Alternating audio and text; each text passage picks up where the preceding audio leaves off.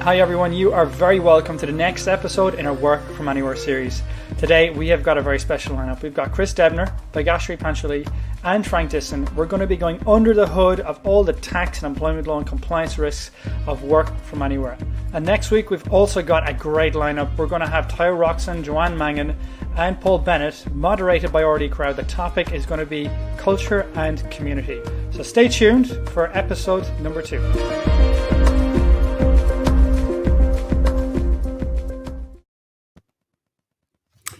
Hi everyone, you are very welcome to the next episode in our Work From Anywhere series.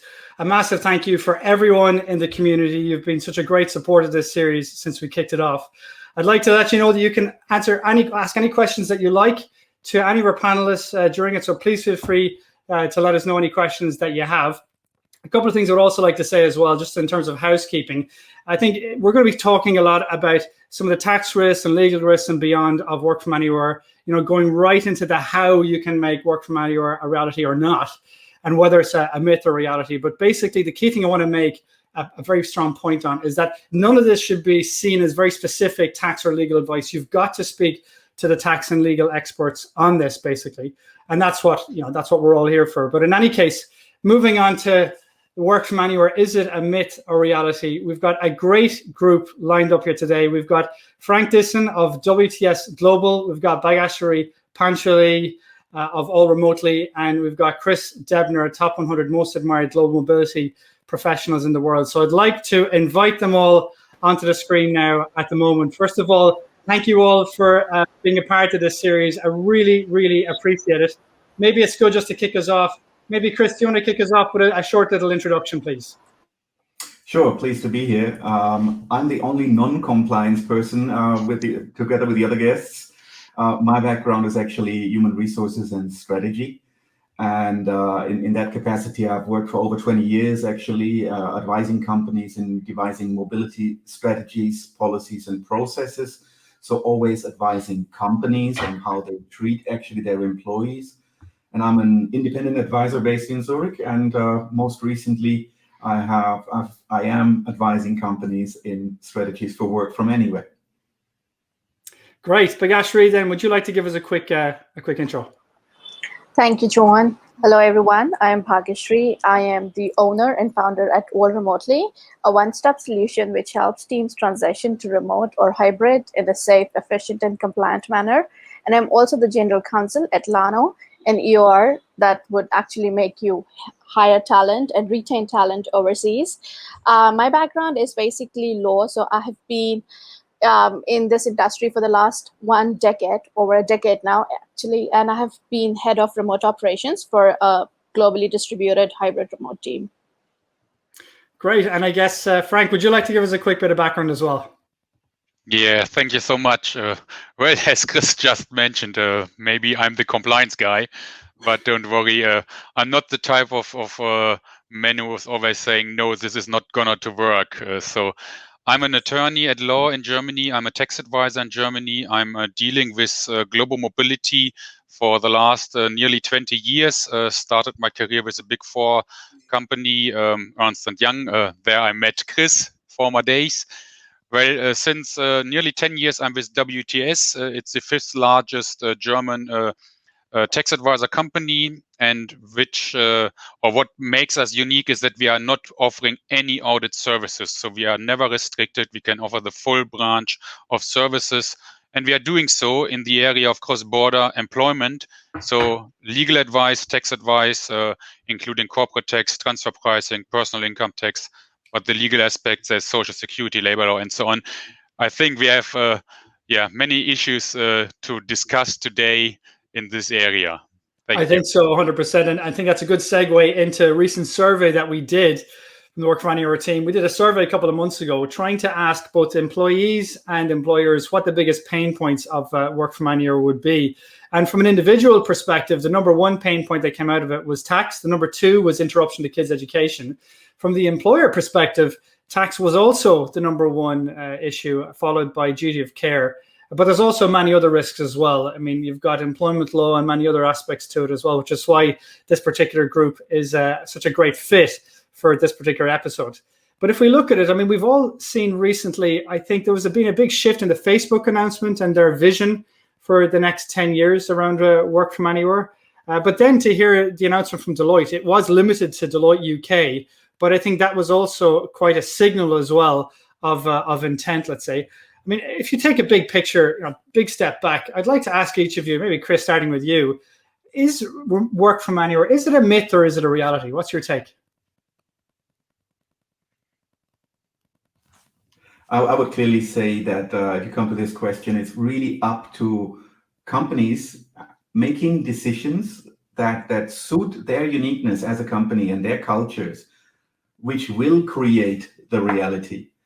It's not like that it's a myth or a reality to me. I mean, it is something that is still in the making, so to say, and a final verdict has not been done on that yet.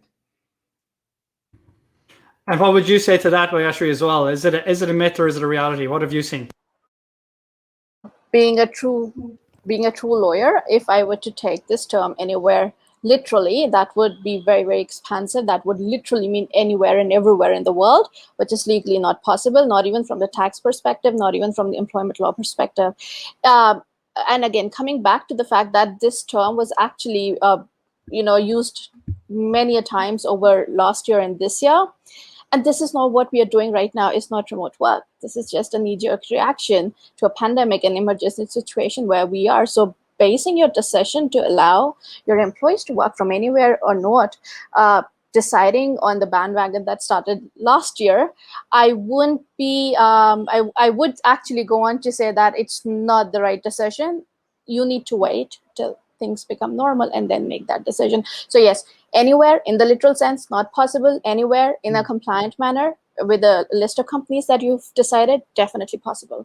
Interesting. And what would you say to that as well, Frank? What's your take from the tax side of it, or more generally? Yeah, I would agree. We are on the way. So it's just the starting point. It's really in the beginning. I mean, there's a lot of questions not solved, and the compliance risks need to be seen, that's for sure. But I really hope that the companies will be open to this concept of work from anywhere, because it's a huge benefit for the employees at least, but I still think for the companies as well. And the compliance is, from my point of view, if you are aware of it, you can solve it. And that should be the goal. And yeah, we are at the starting point. We're at the starting point. I think it's a fair point. And I think if you look at all of that, what's a bit tricky is that in certain industries, particularly those from a fixed location, work from anywhere never really will be hugely applicable. But then industries where the talent are highly mobile, you can see there's an urgency to try and figure this out sooner rather than later. Otherwise, they'll lose talent. So I guess that kind of, on the one hand, you prefer from a compliance side to try and wait and see where this lands out. But on the other hand, if competitors are already offering this, even promoting it, even if it's not in reality behind the scenes, then there's that challenge as well. So maybe that links into, Chris, how do you see work from anywhere from a strategic talent mobility perspective? Like, do you see companies looking at this seriously? Right. I see it currently. It's the big topic. It's almost a hype in the discussions in HR. And an interesting aspect of that is that the discussion is not led typically on the level of a head of mobility. It's going beyond that. I mean, the people that I used to talk for all my career with heads of mobility. Now I'm talking with group heads of HR, CHROs. And in the projects that I ran so far, I know that the HR people made a suggestion to the executive board of a company to come to a conclusion. That means that the topic is really elevated. Now, what we have to see is that the whole topic of work from anywhere is piggybacking, as I call it, on the work from home topic. We are talking about a post-pandemic reality. But you can imagine if a company has a work from home strategy where they require the people to be in the office 3 days a week, you can forget about it in terms of, equal treatment of your employees, that they allow someone just by his own choice to stay for 6 months in another country. Therefore, companies should first solve that problem, which is a big discussion by itself, even a bigger one because it applies to more people. Then they can make a decision to what degree they do it. Now, what I see is it's currently completely unknown territory for companies. There is no way to benchmark. You can't look left or right and see what others have been doing. You can't see what is a successful approach towards that. You see the extreme examples from Spotify to other companies who simply ban it completely. But what I think is very important, in all that spectrum from forbidding it to allowing it, and anything in between, what you should not do as a company is to ignore the topic, because doing nothing is really not an option. That itself comes with massive risks for an organization. Yeah, it's very tricky. And maybe going back into where work from anywhere sits within organizations, just to link in with that. I mean, part of the challenge is that, pre-pandemic, we had business travel, sat within the corporate travel management department, and that's where the business travelers going on short-term stays went. But then, obviously the expats, the permanent transfers went, via global mobility. But this work from anywhere, these people going for more than 28 days and less than 365, how that evolves in organizations, where it sits, is also going to be a very interesting one to look at. But then, I suppose, looking at from a compliance perspective, then, Frank, particularly like tax and social security, like what are the key risks to take into consideration? How do you see companies addressing this, let's say? Yeah, of course. We already mentioned in the beginning that there are tax issues. That's for sure. I mean, from a company perspective, everybody is always telling immediately, well, we can't do this because we have a permanent establishment risk. So the PE issue is the biggest fear of most of the companies, most of the clients I do know. And well, there is a risk, of course, and it depending on so many different factors that you need to be aware. And the second issue in taxation is the personal income tax, of course. This is more from the individual side. So the employee himself, if he will be switching tax residency to another country, then of course he will have an unknown situation. He will be confronted with new law he needs to be aware of. So these are the main aspects: the corporate taxes with PE, the individual taxation for the employee himself. And never forget about social security, because social taxes in most cases are asked to be paid by the employer on behalf of the employee. So the companies cannot ignore that. If a person is switching countries for work, then it could happen quite easily that the social security law of that new country is applicable.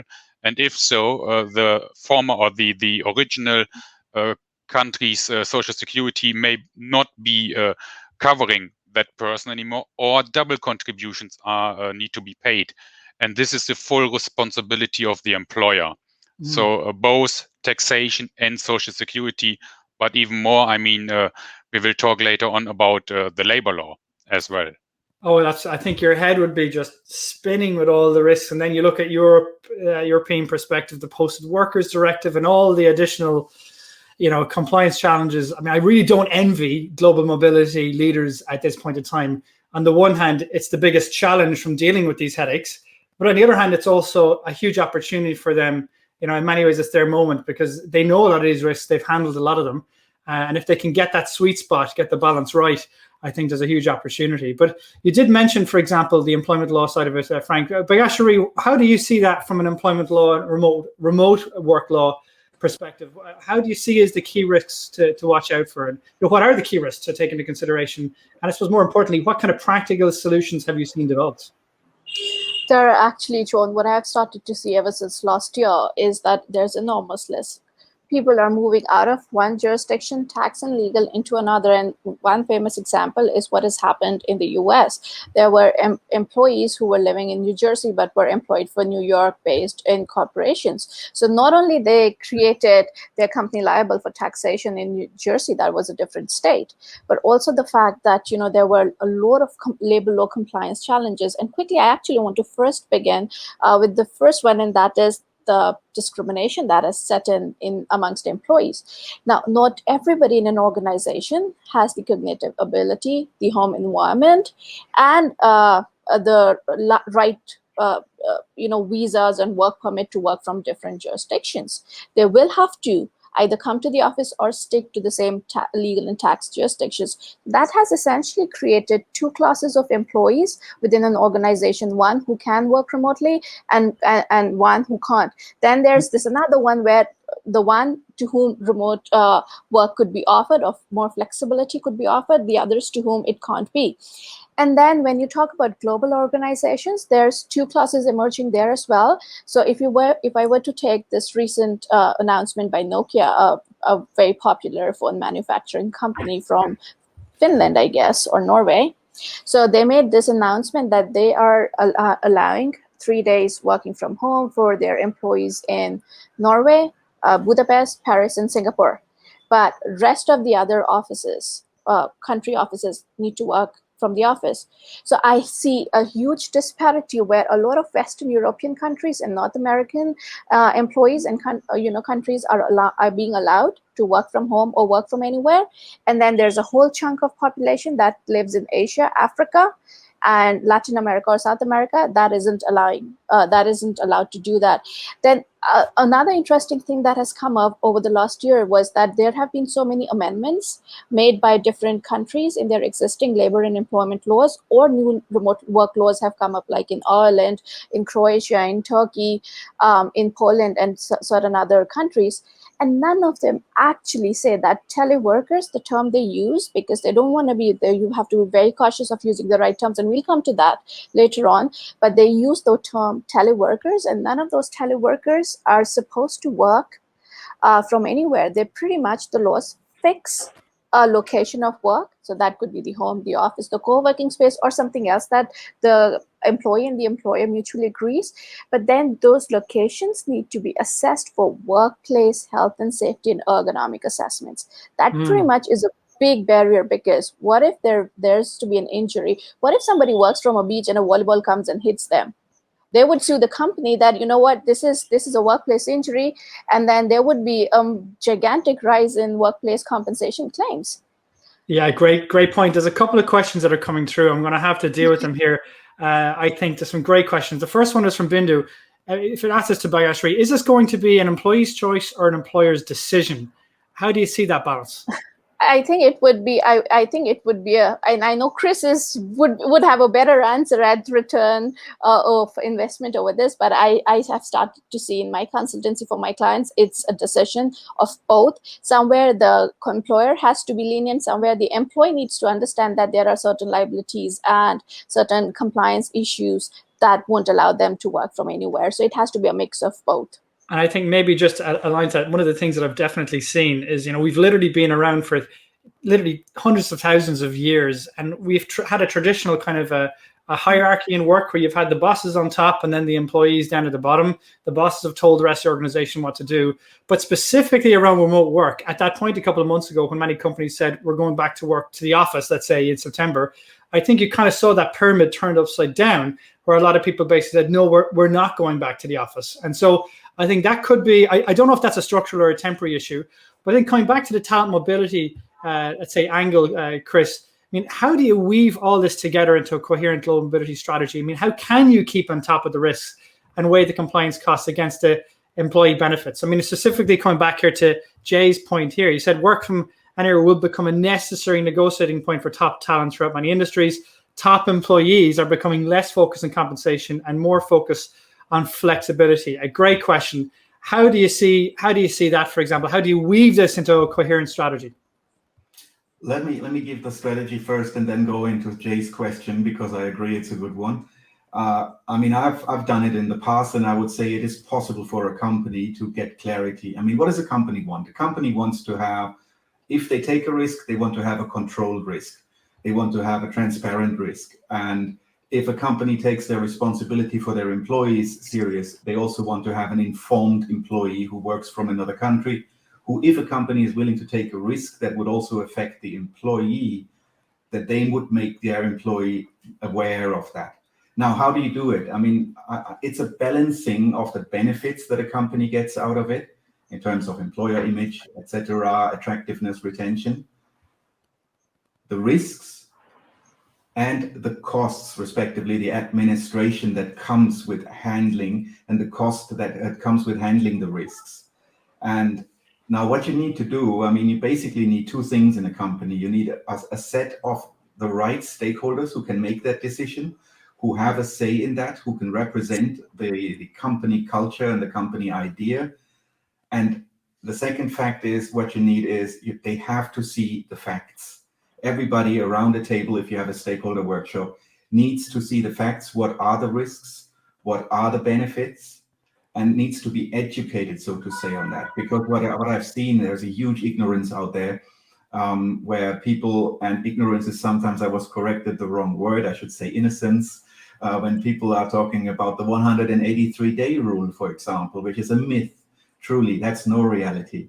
And so a lot of people who think that it's so easy to travel and work from somewhere else, I mean, they all need to be educated on what the reality, what the facts are. They need to see how much their company would validate actually the benefits versus the effort that they have to put in to mitigate the risks or take the risks. And usually stakeholder workshop, have those people together, do an education. If you ideally you have facilitators like myself and someone like Frank, you know, who can, or someone who can cover the compliance side, but also someone who has the bigger picture of what it takes, the strategic picture. And then you can come to a decision which is like a business case for change, which also has this ability that you can take that to the board, ask for an investment. Theoretically, you know, you need to stack up on, and having another one that staffs your mobility or your travel department to deal with that. And so the business case for change is basically the way, and bringing the people together and inform them. So a very good question on that coming from Rowena. She said, what about these stakeholder workshops? Can you give us a hint on what are the kind of things that are tackled in a workshop like that, Chris? All right. I mean, in the workshop, the first step, what you're doing is basically you try to bring everyone on the same level and the same level of understanding. It's a multidisciplinary workshop. As I mentioned before, there are HR people, mobility folks, travel people, maybe legal people as well, maybe someone from the corporate tax department, even the business is sometimes in there. And they all need the same understanding of what a tax risk, a legal risk, and so on is. They need an understanding of the benefits. And when we're all on the same level, then we're also talking about actually what are the workarounds for these risks? Because you need to put a price tag, so to say, to the workarounds that enable you to evaluate actually if the benefits are worth that. Am I willing to pay the price, so to say? And my experience is in the course of such a workshop that people very quickly say, in our company, impossible, or they say, yes, this is the way and this is the approach we want to take. And I would always stress that as an advisor, an advisor should always go in completely open, you know, do not expect the outcome. I mean, be happy what the client decides. It needs to be a decision that suits to them. That's a very, very good point. I know, Bhagyashree, coming back to Jay's statement as well, you wanted to come in there on that as well. Please feel free to jump in. Sure. So I quickly wanted to say that if you remember what happened with Facebook when they initially announced their work from home policy, and they said that if employees are going to move out of San Francisco or California, they'll have to accept lower salaries, and there was a huge backlash. Right? But that is actually true, because the moment you cross a jurisdiction and enter another jurisdiction, the entire compensation and benefits package requires restructuring. That may mean that you will have to accept lower salaries. That may mean that you will be taxed more than what you were being taxed, or pay differently for your social benefits, perks, and other benefits that you enjoy at the company.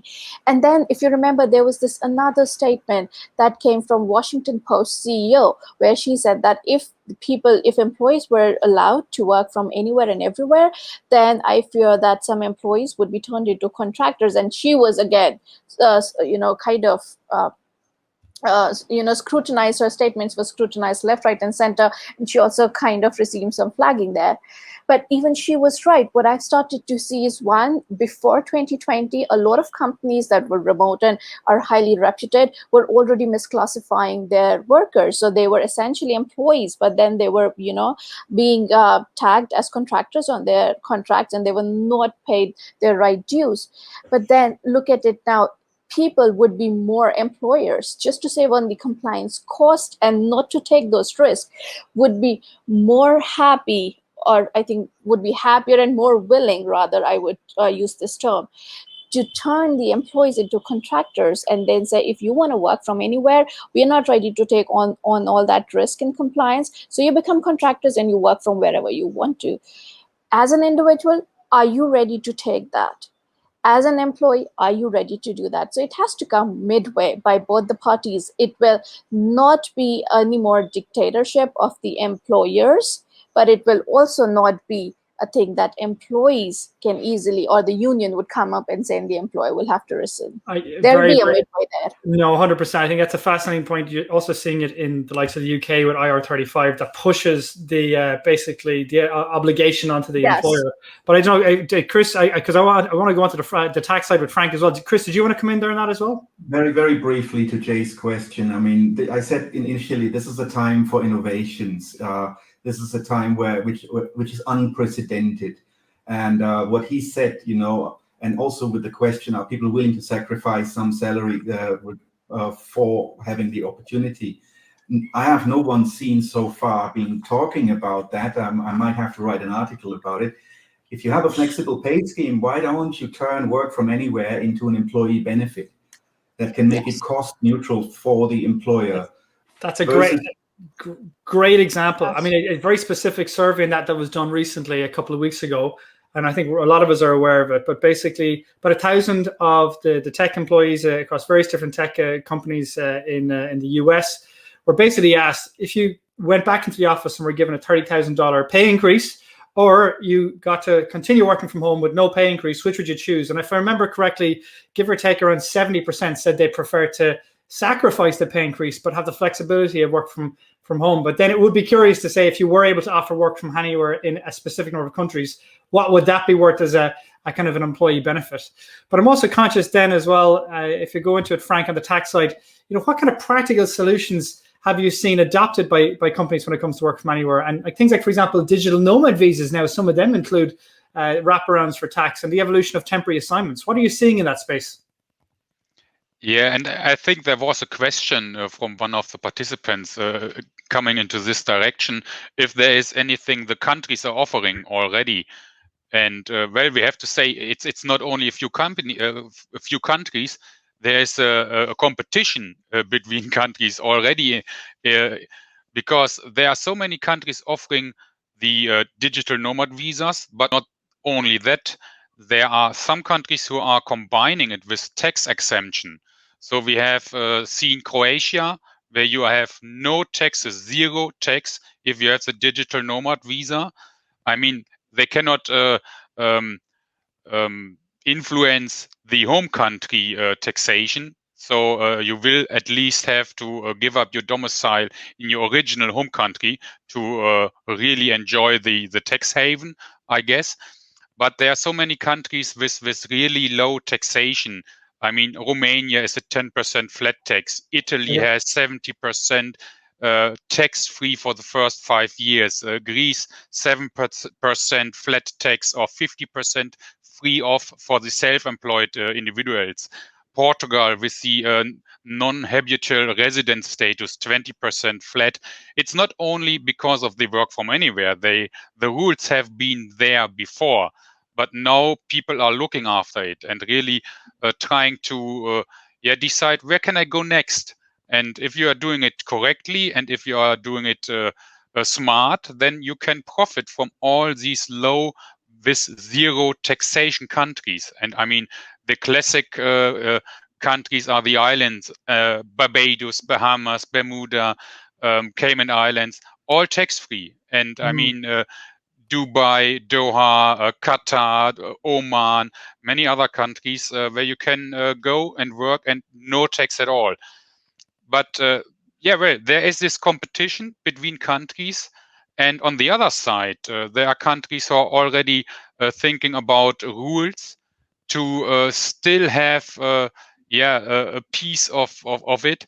I mean, in Germany, we have something called extended unlimited tax liability. So even though you have given up your residency in Germany, you are subject to unlimited taxation for some further years. I mean, this is not new, but it comes into effect maybe much more often now because of this work from anywhere topic. And well, we have seen the minimum corporate tax on a global basis. We are just discussing with the G7 and in the next month G20. I'm curious. Maybe in the future we will have a minimum individual taxation as well. That's a fascinating one. I'm seeing as well some of the comments there about in some states in the US that are zero tax as well. I thought that was a fascinating question from Claire Kumar. She said, do you think countries will change their tax policies to facilitate more movement? And a great example of this was the Deputy Prime Minister of Ireland, Leo Varadkar, who basically said that the high marginal tax rates may have to reduce to keep the, let's say, high income earners who are quite mobile. So this is a very tricky one, and you start running into, one of the points that Bhagyashree made earlier on about this kind of two-tier workforce as well, and how do you deal with that? So I don't know how you see that coming in. Chris, I see you want to jump in there as well. Please go ahead. Well, I just want to say, let's not focus too much on tax. Tax is probably one of those few topics that can be where the risk can be delegated to the employee to a certain degree. Whereas, it's nice if you're in a tax-free Bermuda sitting by the beach, but then we have the labor law issues. We have, if you're sitting in the Côte d'Azur in France, you have a French labor law that your employer might not like if he comes from the US or somewhere. You have the health insurance issues. There's a host of other issues besides tax that should not be ignored. That's just what I want to put out there. Yeah, very, very good point. Very, very good point. I think it's taking a holistic approach to it, as you say yourself, Chris. And then Bhagyashree, looking at the PR, what's been fascinating is every second company, it feels like, is announcing a work from anywhere policy. Have you been able to look under the hood, Bhagyashree, to get a sense of whether they're actually implementing this? And it looks like companies are using the term interchangeably. Like, what are the consequences of that? Definitely. And this is actually a good point, John. The thing is that all of these companies are announcing work from anywhere policies, but in essence, when you read that they're announcing work from home, none of these, very, very few of these companies are allowing people to hop legal and tax jurisdictions to work from different jurisdictions. And this is actually a problem. The term work from anywhere has been used for all sorts of remote working styles. And it is therefore very, very important to differentiate the terms, because then they'll have different compliance consequences. And also, today I was reading a report from Manning School of Business. It's in US, a very, very premier business school. And they said that there is so much of haze and daze in the minds of employees because the workplace policies aren't clear. The return to work policies aren't clear. Are they being offered work from home? Are they being offered work at home? That's a different term altogether, quite often used interchangeably, which has led to massive, massive lawsuits. For one Australian pharmaceutical company, they ended up paying $5 million Australian dollars. And then, or are they allowing to work from different jurisdictions but within the same country? And this is the reason why you need to differentiate these terms properly and then craft policies according to that. The moment you allow your employees to work from different jurisdictions, there's a whole sort of laws, like let's say something as simple as how your job is advertised, how your job descriptions written, are the salaries mentioned? Because in Colorado, I presume a lot of our listeners are from the US. In Colorado, announcing the salary range and the exact salary of the role is mandatory. And that is the reason why we've started to see that people have that, you can work from anywhere in the US, or you could be a resident of anywhere in the US but Colorado, because they don't want to disclose the salaries, or how the information would be passed in a remote work, in a remote setting. So all these things. Now, if I were to talk about one company that really caught my attention, was Spotify, when they announced remote work from anywhere. And that literally took the world by storm. They were like, for the next 10 days, all I could see on my LinkedIn feed was like how everybody was appreciating Spotify's policy. And then I was like, it sounds fishy. Not that they must have done something wrong, but as a lawyer, it just didn't sound all right to me. I dug deep, and what did I find? That you would be allowed to work from different jurisdictions, provided you are eligible for it, your manager approves, your role is something that you can do, blah, blah, blah. So after like 7-8 filters, if out of 100, only 20 people in your company could pass those filters and really apply, do you really want that? Or would you really call that you allow people to work from anywhere? If you are actually taking the route, then you must make these amendments in your policy, in your operation processes, to let a majority of your employees work flexibly and from different locations. You are essentially creating two classes, a lot of disgruntlement, a lot of disappointment, and discrimination amongst your employees. As an employer, do you want to create that? It would be a massive headache for the CHROs, definitely. Interesting one. I think the two classes of employees is such a bigger issue, between the remote work, people working remote work all the time, and those, for example, in the office all the time and in between, and trying to figure out an async culture versus a sync culture and how you fit in between. I think these are all things that we haven't really been able to test, because we have been, a great point that was made last week, in the last week's episode, that we've been in a pandemic. It hasn't been true remote work, but I think it'll become a bit clearer over the next couple of months. And then I suppose really to try and kind of tie it off, I guess, Frank, what keeps you awake at night when you think about work from anywhere? Well, before I respond to that, maybe I can go back to one question, really, Go for it. which I noticed, or 2 or 3 questions about Social Security, because that's a very big topic, and we talked about taxation, but I think Social Security needs to be really focused on. And there were a question about retirement, pensions. And there is a problem, of course. I mean, from a German perspective, we are quite happy because we have many social security agreements all over the world with different countries.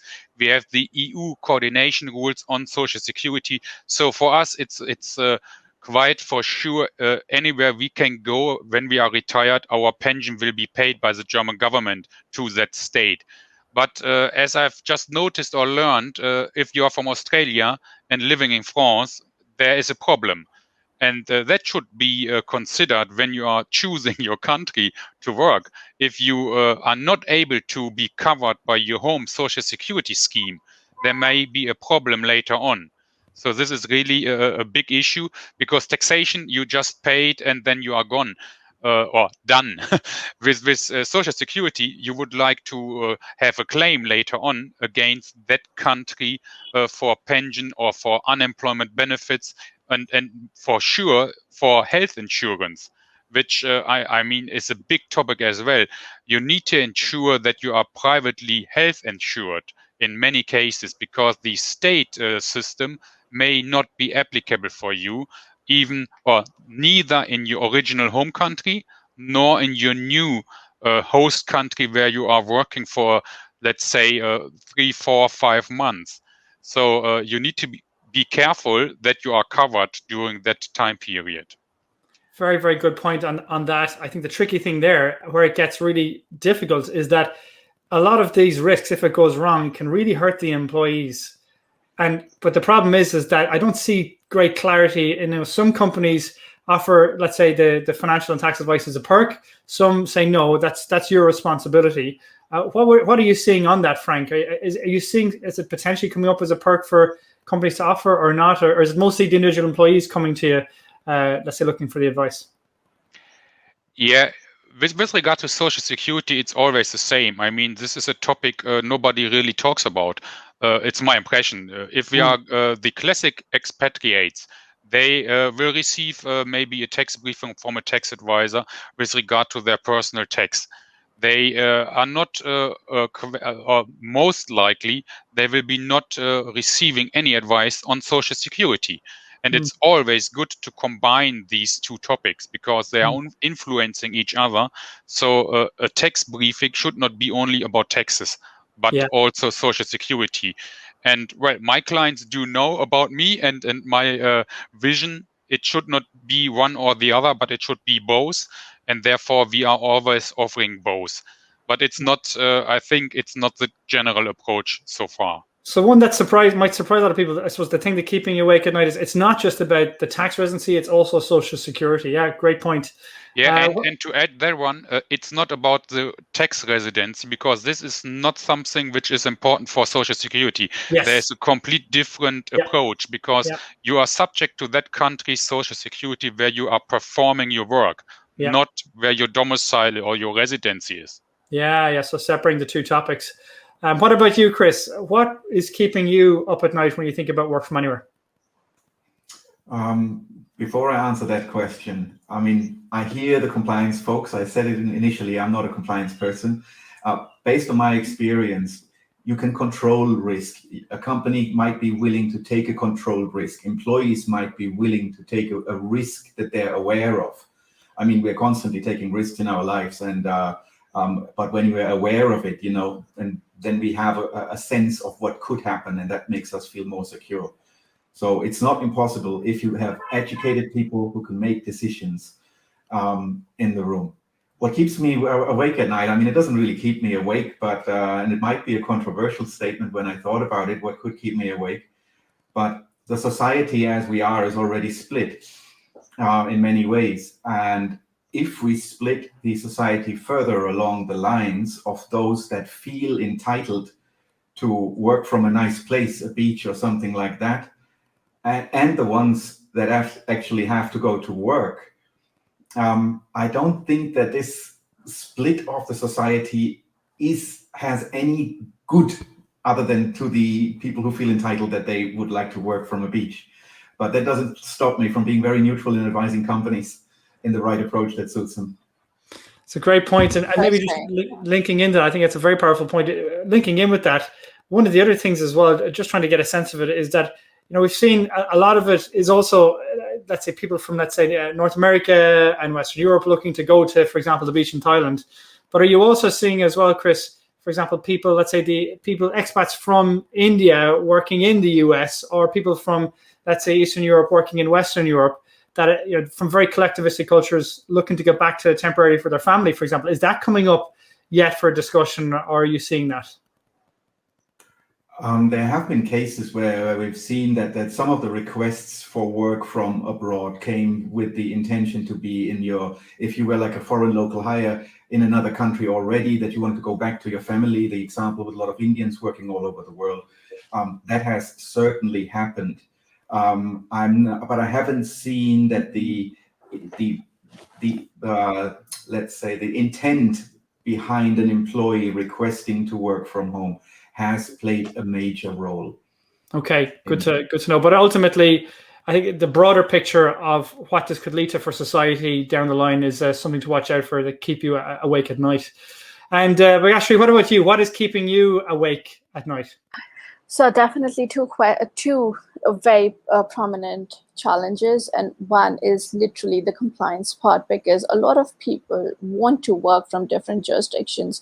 Also because I've started to see, personally at some of my clients who are more tenured, they've requested to work from, they're looking to work from different countries where their children are now studying. So their children would be in their, first few years of college and stuff like that. So they just want to, be there with their children and work from that. And all these requests have started to come up. So I would actually suggest that all these people who are looking to work from anywhere, literally you can, if you do not think that the world is your playground, but if you have different countries where you want to work from, definitely go for EORs like Lano. I mean, we do a fabulous job there. Reach out to us, reach out to me at All Remotely. The second question or problem that I see is that the choice to work remotely in a lot of these announcements by companies has been left to the employees, which is a problem. An employee may or may not know if they have the cognitive abilities to work remotely in pressure, because last year, businesses were suffering, the world was in a state of lockdown, businesses weren't usual, the pressure wasn't usual. Moving forward, could you handle that kind of pressure working remotely? If not, then of course there's going to be a problem. There would be an injury. It's not only about losing, a lawsuit and compensation claims or paying. Employers are more worried that they would lose out on talent. They would lose out on people who have worked for them. They don't want to do that. So that is the reason why assessing people on their cognitive abilities to work remotely or not is important. And the second thing I would actually say as a woman, because I have led hybrid remote teams, if you actually hire from a global pool of talent, you're giving meaningful employment to so many underprivileged sections of the society. and they are equally talented, they're equally skilled. It's just that they're in a wrong place. You are tapping into their skills and talent. You are building your company culture, because the more culture come and amalgamate at your company culture gets stronger. So I would say that it is totally doable. I would rather advise, if it's doable for your company, do that using the right partners like Chris, Frank, and us. It definitely, and now Joan, because if you want to know if your company is made liable for taxation or not, do that. But definitely do that. It's no longer going to be a war within one jurisdiction. It's going to be a war that's going to be global. It's a good one, a good. I can intro back into to Chris. I think one of the points I'd add to that is certainly come back to the high growth tech startups, for example. The cost of losing key talent there is much higher than, for example, the traditional industry. So I think that talent side of it is very, very crucial. Chris, do you want to jump in there as well? Yeah, just a brief one. I mean, here we're talking about a business case, and the business case contains an ROI, a return on investment. I mean, it's clear that if I make that I have to make an investment in an employee that chooses by himself or herself to work from abroad. I mean, they cannot choose by themselves. I mean, labor law will need an agreement from the company, of course, for that. But what you have to see, I mean, we are not yet there that we can set our own salaries. An employer wants to have a constant employment cost. And by the choice of an employee who says, I want to work from another country, to cause a higher cost to the employer, which they ultimately do by some compliance checks that need to be done with external providers, by taking on the risk that this employee poses potentially, makes again the idea of making it a benefit attractive. But you also have to weigh then, if you have a cost for that, does that weigh up to the attractiveness that you gain on the labor market, your ability to retain top talents, to attract top talents? And that is the question that has to be really discussed well and suitable to a company's culture and situation. Great. Well, look, I have to say thank you so much, all of you, for all your insights today. I think it was a fascinating discussion. There really are clearly so many risks to watch out for, but also weighing, like you say, the ROI and the business opportunities and the employee benefits with it. I think it's going to be, pick out the popcorn and let's see how this evolves over the next couple of months. But again, massive thank you for all of your efforts in this. I would say as well, again, just to reiterate, if you do need any of the specific tax and legal advice, go to the experts. And on the strategy side, you've got Chris, you've got Frank on the tax side, and you got Bhagyashree in the employment law side as well. I'm more than happy to help in any way I can. And if you have any ideas for future speakers or any questions or topics you want us to address, please feel free to let us know. So with that, I'll leave you all to it. Thank you very much, and we'll see you again next week.